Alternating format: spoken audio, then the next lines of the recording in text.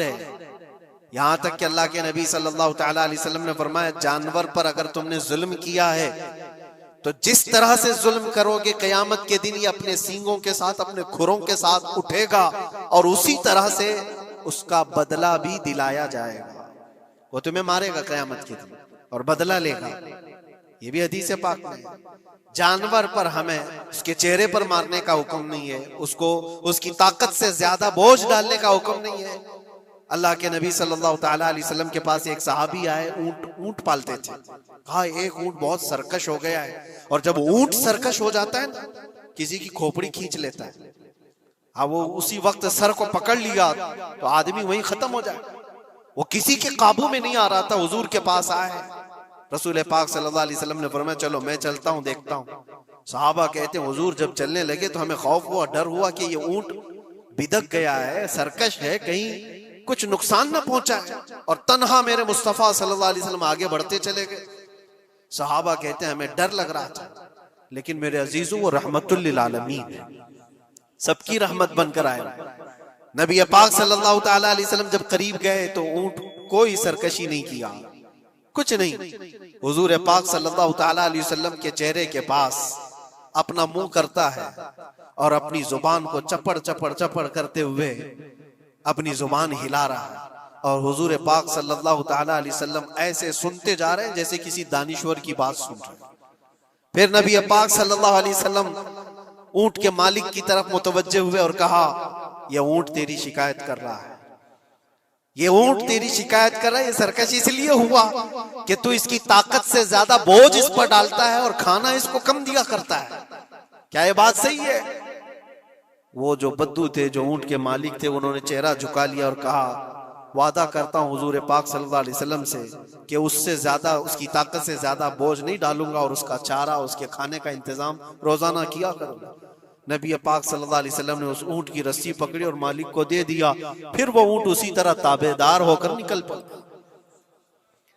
یہ اسلام میں میرے آقا صلی اللہ تعالیٰ علیہ وسلم کا عدل تو دیکھو، ان کی طاقت سے زیادہ کا بوجھ ڈالنے کا حکم نہیں ہے۔ اور دنیا یہ پروپیگنڈا پھیلائی ہوئی ہے کہ یہاں جانوروں کو کاٹا جاتا ہے، جو ذبح کرنے کا حکم ہے وہ اللہ کے حکم سے۔ میرے رب تبارک و تعالیٰ نے خود جان ڈالی، ہماری جان کا بھی وہی مالک ہے، جانوروں کے جان کا بھی وہی مالک ہے۔ اگر اللہ کا حکم نہ ہوتا تو ہمیں چونٹی مارنے کی بھی اجازت نہیں، اللہ کا حکم نہ ہوتا تو ہمیں کسی کو بھی قربانی کرنے کی اجازت نہیں ہوتی۔ یہ رب تبارک و تعالیٰ کا حکم ہے، تو ظاہر سی بات ہے ہم اللہ کے بندے ہیں۔ رب تبارک و تعالیٰ جانوروں کی قربانی کا حکم دیا، اس لیے ہر سال بقرعید میں مسلمان قربانی کرتے ہیں۔ اگر اللہ چاہے تو اپنے بیٹوں کی قربانی کا بھی حکم دے دے، اور دیا ہے رب تعالیٰ نے، اور وہ بھی کر کے دکھایا سیدنا ابراہیم علیہ السلام۔ اللہ تبارک و تعالیٰ اگر حکم دے تو کیا تم ایسے مسلمان نہیں ہو؟ مسلمان کا مطلب ہوتا ہے سر جھکانے والا اللہ کے حکم کے آگے، یہ نہیں پوچھے گا کہ کیوں ہے اور کیسے ہے۔ مسلم کہتے ہیں اپنا سر جھکا دیا اللہ کی بارگاہ میں، اس کے حکم کے آگے۔ اللہ تبارک و تعالی ہماری جانوں کا مالک ہے، اگر وہ چاہتا تو ہماری قربانی کا حکم دیتا، ہمارے اولاد کا، لیکن رب تبارک و تعالی نے یہ سنت ابراہیمی پر پوری دنیا کو ثواب دینے کے لیے جانوروں کی قربانی کا حکم عطا فرمایا۔ میرے آقا صلی اللہ تعالی علیہ وسلم کے پاس ایک صحابی حضرت زید بن ارقم آئے اور پوچھا یہ قربانی کیا ہے میرے آقا؟ حضور اکرم صلی اللہ علیہ وسلم نے فرمایا جس جانور کی کی قربانی کرو گے اس کے ہر بال کے بدلے تمہیں اللہ ایک نیکی عطا فرمائے گا۔ جتنے اس کے جسم میں بال ہوں گے ہر بال کے بدلے اللہ تمہیں ایک نیکی عطا فرمائے گا۔ اور حضور اکرم صلی اللہ تعالی علیہ وسلم نے یہ بھی ارشاد فرمایا کہ تم جانور کا انتخاب اچھا کرو، اس لیے کہ کل بروز قیامت پل صراط پر یہ تمہاری سواری بن کر آئے گا، جس پر بیٹھ کر تم جنت میں جا رہے ہو گے۔ اور لوگ یہ بھی پوچھتے ہیں ہم نے ایک بار قربانی کی ہے تو وہاں سواری کون سی والی آئے گی؟ یہ بھی ملتا ہے روایت میں، تم نے اپنی زندگی میں جو سب سے پہلے قربانی کی ہے اس پر سوار ہوگے، لیکن ہر سال کی قربانی والے جانور بھی سواری بن کر تمہارے ارد گرد آئیں گے، وہ سب ہوں گے، تم انتخاب کرو جس پر سوار ہونا چاہو۔ اسی لیے قربانی میں عیب والے جانور کی قربانی جائز نہیں، لنگڑا ہو، لولا ہو، کان کٹا ہوا ہو۔ کیوں جائز نہیں ہے؟ دنیا تو یہ سمجھتی ہے کٹنے والا جانور وہ ہونا چاہیے جو ریجیکٹڈ ہو، جس کو کاٹا جا رہا ہے وہ دنیا میں کام کے لائق نہ ہو، اس کو کاٹنا چاہیے۔ دنیا کا یہ کانسیپٹ ہے، دنیا کا تصور یہ ہے۔ لیکن نہیں، اگر کوئی اپنے استعمال کے لیے کاٹ رہا ہوتا تو میں کہتا ہاں ریجیکٹڈ مال کاٹ لو، لیکن ذبح جو ہم کرتے ہیں قربانی میں وہ اپنے لیے نہیں، وہ رب ذوالجلال کے لیے ہے۔ اسی لیے بندہ یہ دیکھے میں اپنے رب کی حضور کیا پیش کر رہا ہوں۔ تم اگر کوئی ہدیہ تحفہ خریدنے جاتے ہو اپنے کسی عزت دار شخص کے لیے تو انتخاب سوچ سمجھ کر کے کرتے ہو کہ جس کو میں دینے جا رہا ہوں یہ کتنا ویلیو والا ہونا چاہیے، کتنا عزت والا ہونا چاہیے، اور جو رب تعالیٰ کی بارگاہ میں پیش کر رہے ہو اس کا بھی آپ خیال رکھو۔ اسی لیے لوگ کام چلانے کی باتیں تو بہت کرتے ہیں۔ قربانی کے متعلق کچھ باتیں ہیں جو مجھے آج عرض کرنی تھی، اس لیے میں نے آج اس موضوع پر آپ سے خطاب کیا۔ بہت سارے لوگ طرح طرح کے افواہیں بھی پھیلاتے ہیں۔ یہ تو ان غیر مسلموں کے اعتراضات کا میں نے جواب دیا۔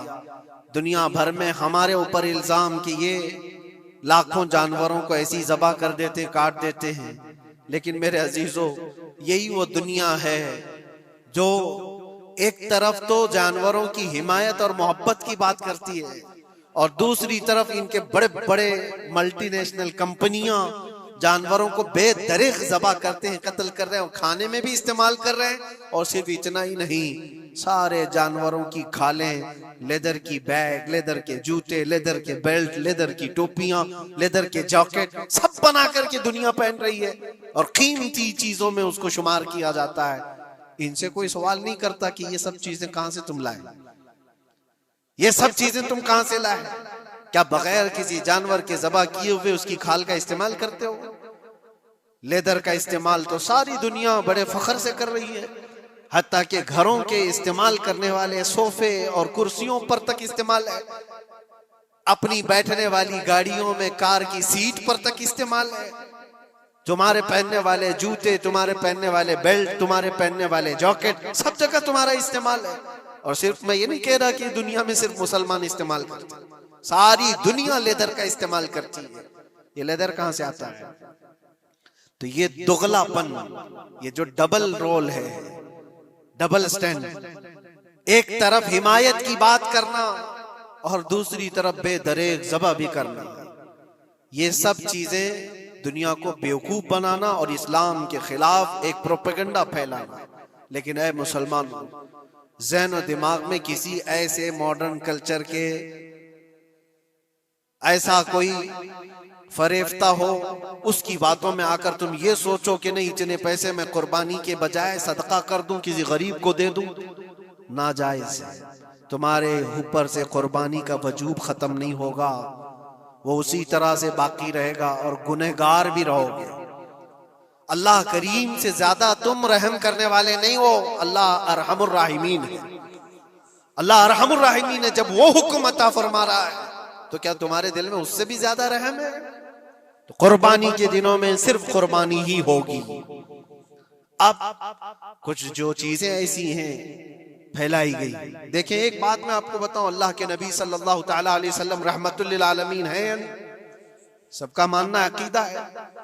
وہ رحمت للعالمین رسول صلی اللہ علیہ وسلم نے خود اپنے ہاتھوں سے قربانی فرمائی، اور ایک دو نہیں، 100 اونٹ آئے تھے، جس میں سے 63 اونٹوں کو میرے آقا صلی اللہ علیہ وسلم نے نحر فرمایا، 63 اونٹوں کو خود حضور نے ذبح فرمایا، اور اس کے بعد حضرت علی مرتضیٰ شیر خدا رضی اللہ تعالیٰ عنہ کو دیا، باقی کے اونٹوں کو تم ذبح کرو۔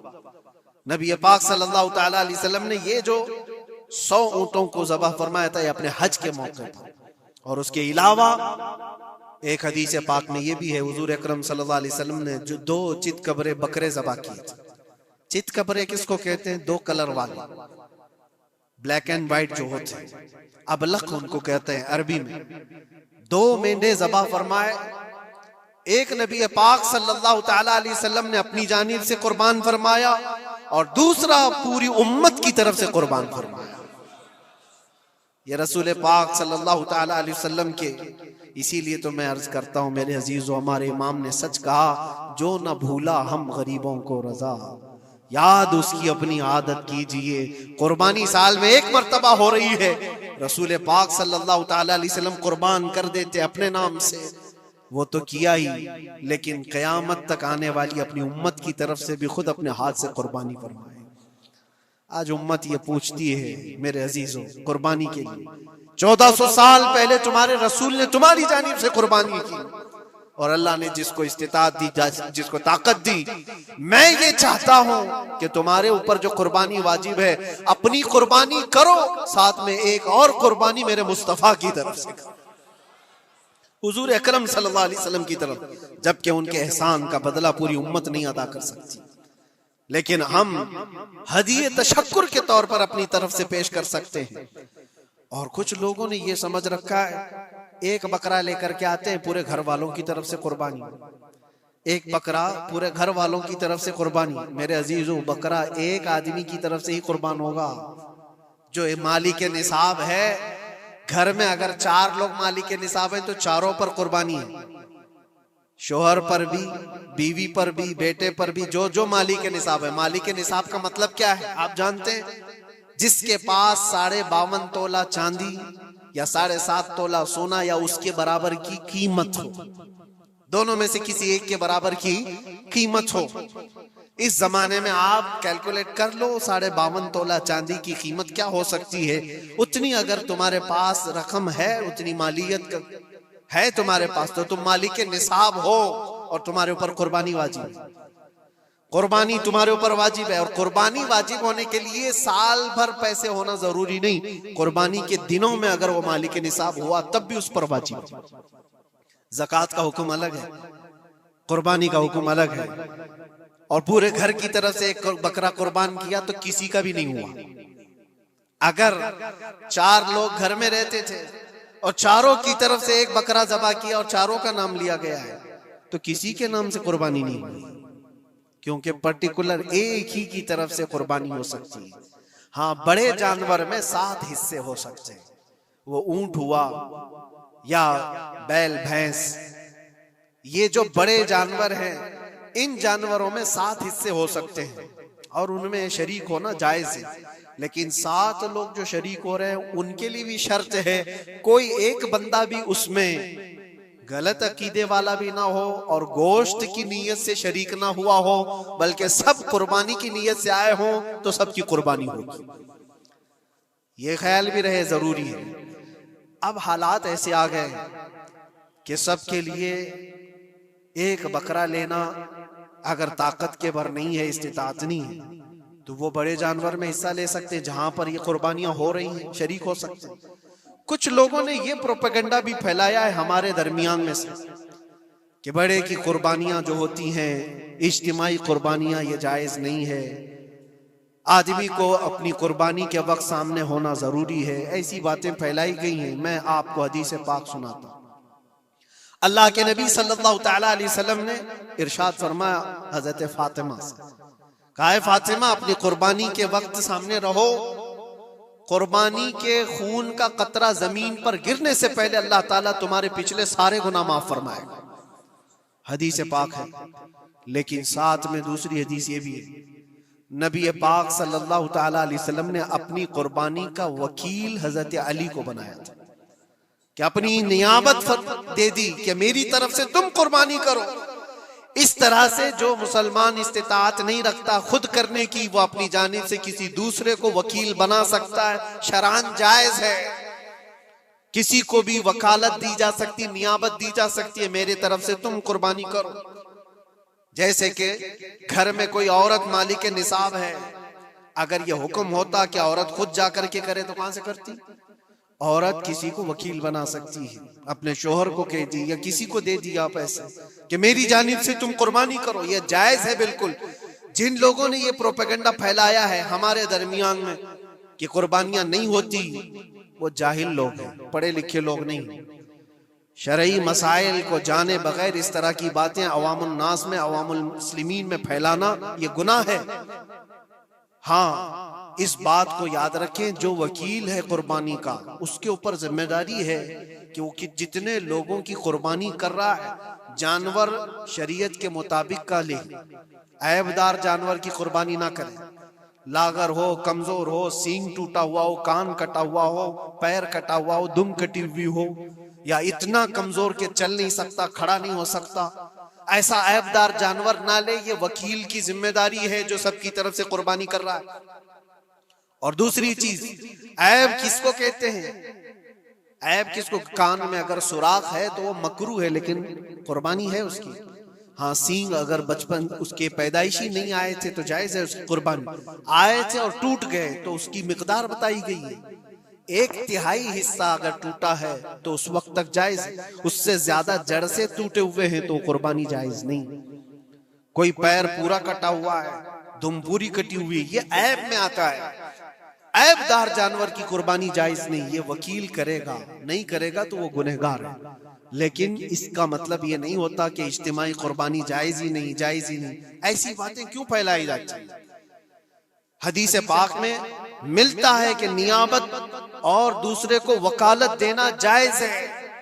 اب کچھ لوگ یہ بھی پھیلاتے ہیں کہ قربانی کے جو حصے لیے جاتے ہیں، گوشت دیا جائے تو اس کی قیمت الگ ہوتی ہے، گوشت نہ لو تو اس کی قیمت الگ ہوتی ہے۔ یہ سب پھیلی ہوئی چیزیں ہیں، اس کا ریزن بھی پتہ کرنا چاہیے۔ ایسی بغیر علم کے بات کرنے سے 4,000-5,000 روپے کا ایک حصہ آتا ہے اگر شہر میں کوئی بڑا جانور ذبح کرے، کیونکہ مہنگا ملتا ہے بیل، اور باہر جب جا کر کے کوئی ذبح کر رہا ہے تو وہی ایک حصہ 1,500 روپے میں 2,000 میں ہو جاتا ہے۔ تو کچھ لوگوں کو یہ غلط فہمی پھیلائی جاتی ہے کہ یہ لوگ کرتے ہی نہیں ہیں اور ایسے پیسے وصولتے ہیں، ایسا نہیں۔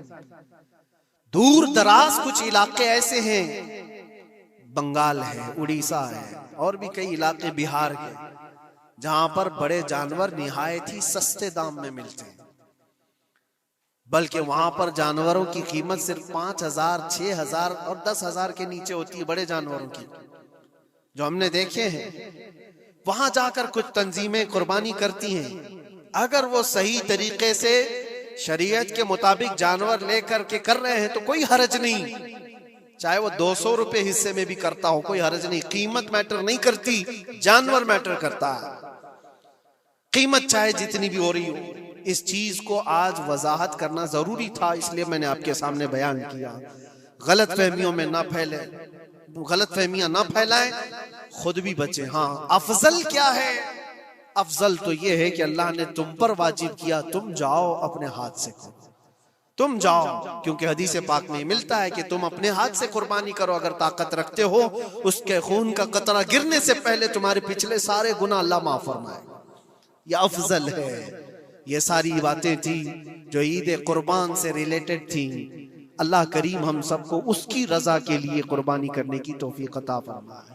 لیکن ساتھ میں ایک بات یہ بھی یاد رکھیں، جب بندہ قربان کر رہا ہوتا ہے تو اس کے اندر یہ نیت بھی ہو، جیسے سیدنا ابراہیم علیہ الصلوۃ والتسلیم کو اللہ تعالیٰ نے کیا فرمایا تھا؟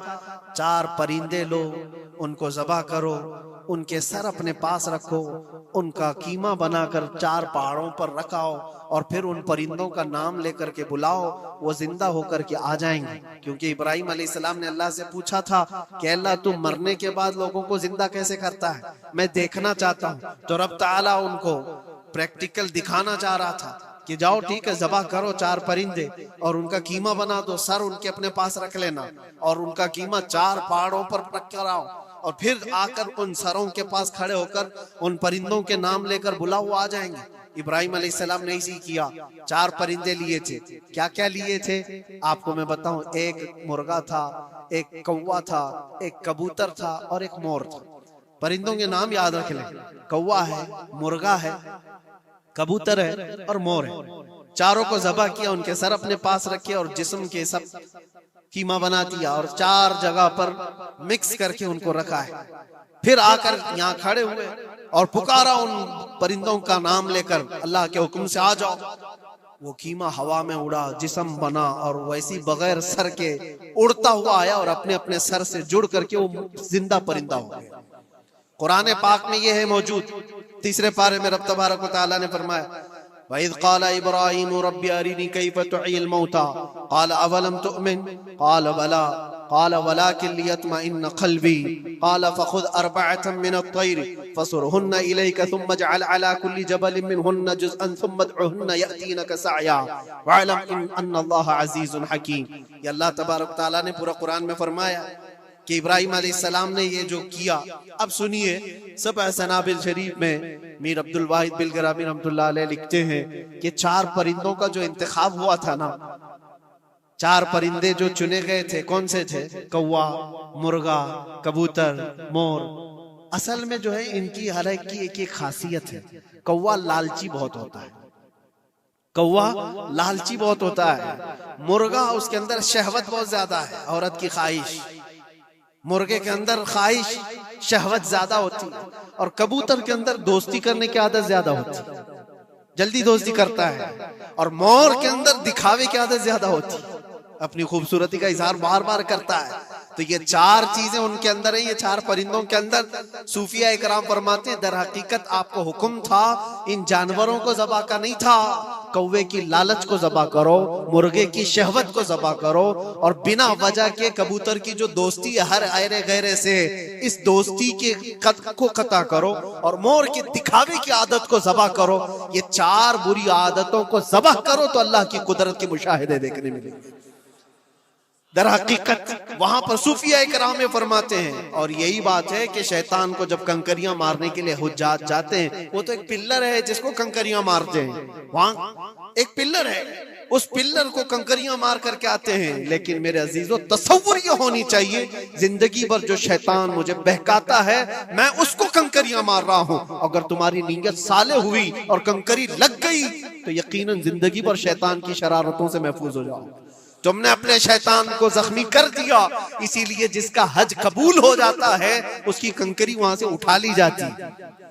वरना तो 40 लाख लोग 70-70 कंकरियां मार करके आए तो पहाड़ बन जाना चाहिए, लेकिन कोई पहाड़ नहीं होता वहां कंकरियों का, जाकर देखे ना ही उसको उठाया जा रहा है। लेकिन हदीस पाक में जिस हाजी का हज कबूल होता है उसकी कंकरियां उठा ली जाती है। वो शैतान को लग चुकी है, तो नीयत का दारो मदार है। इसीलिए सबसे पहले मैंने आयत यही पढ़ी, रब ताला फरमाता लन यनालल्लाह लुहुमुहा वला दिमाउहा वलाकिन यनालुहु तक़वा मिनकुम। हरगिज तुम्हारा गोश्त, तुम्हारा बहाया खून अल्लाह तक नहीं पहुंचता, बल्कि इसके पीछे जो तुम्हारी खालिस नीयत है, जो तक़वा है, वो अल्लाह तक पहुंचता है। कुर्बानियों में ये नियत करो कि रब तबारक व तआला मैं अपनी सारी ख्वाहिशात को ज़बह कर रहा हूँ, मौला मुझे बुरी ख्वाहिशात से जिंदगी भर महफूज फरमा दे। व आखिरु दावाना अनिल हम्दुलिल्लाहि रब्बिल आलमीन। अस्सलामु अलैकुम।